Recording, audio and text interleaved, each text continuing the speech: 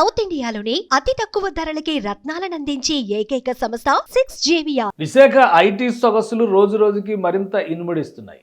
Google data సెంటర్కి సంబంధించి $6 billion investments project వస్తున్నటువంటి నేపథ్యం ప్రకటన అధికారికంగా కన్ఫర్మ్ అయినటువంటి సందర్భంలోనే విశాఖ మిలీనియం టవర్స్కి సంబంధించి అక్కడ టీసీఎస్ టాటా కన్సల్టెన్సీ సర్వీసెస్ అధికారికంగా కార్యకలాపాలు ప్రారంభించడానికి గ్రీన్ సిగ్నల్ ఏర్పడింది.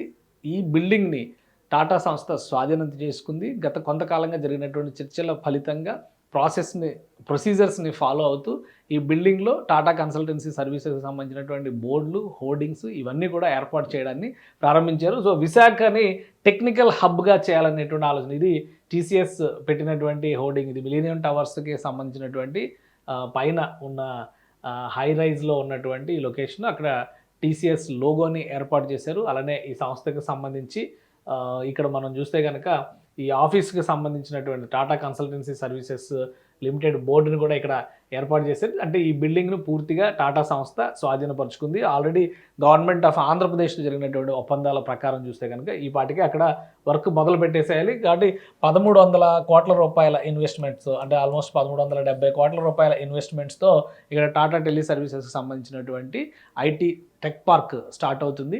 రాబోయే రోజుల్లో దీన్ని మరింత విస్తరించేటువంటి అవకాశం ఉంది. దీని ప్రకారం కూడా చూస్తే 12,000 మందికి ఉద్యోగాలు వస్తాయని చెప్పని టీసీఎస్ భరోసా ఇచ్చింది.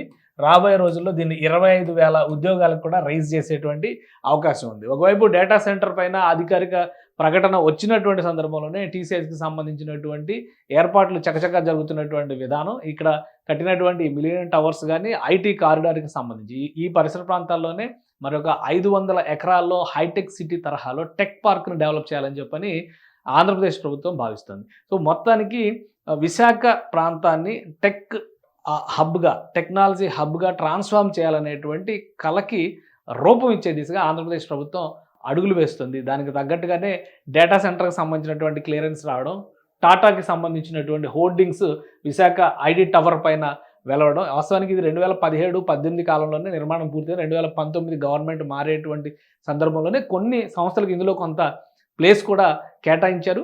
కానీ 2019లో మారినటువంటి ఈక్వేషన్స్, ప్రభుత్వం మారడము, చివరికి ఉన్న ఐటీ కంపెనీలు కూడా అక్కడి నుంచి వెళ్ళగొట్టేసి దీని మొత్తాన్ని కూడా సెంట్రల్ సెక్రటేరియట్ గానో లేదా ఎగ్జిక్యూటివ్ క్యాపిటల్ గానో మలసాలనేటువంటి ప్రయత్నాల్ని గత జగన్మోహన్ రెడ్డి ప్రభుత్వం చేసింది.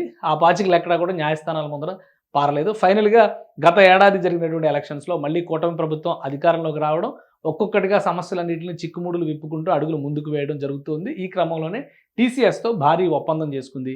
ఆల్మోస్ట్ 1,300 కోట్ల పైన ఇన్వెస్ట్మెంట్స్ పెట్టడం ద్వారా 12,000 ఉద్యోగాల కల్పన అనేది ఒక టార్గెట్గా పెట్టుకున్నారు. ఇప్పుడు ఆ కార్యకలాపాలను ప్రారంభించేటువంటి సమయం ఆసన్నమైంది. బహుశా 2 నెలల్లో ఇక్కడ నుంచి పూర్తి స్థాయిలో యాక్టివిటీస్ ప్రారంభించేటువంటి అవకాశం ఉందని చెప్పి టీసీఎస్ నుంచి వస్తున్నటువంటి సమాచారం.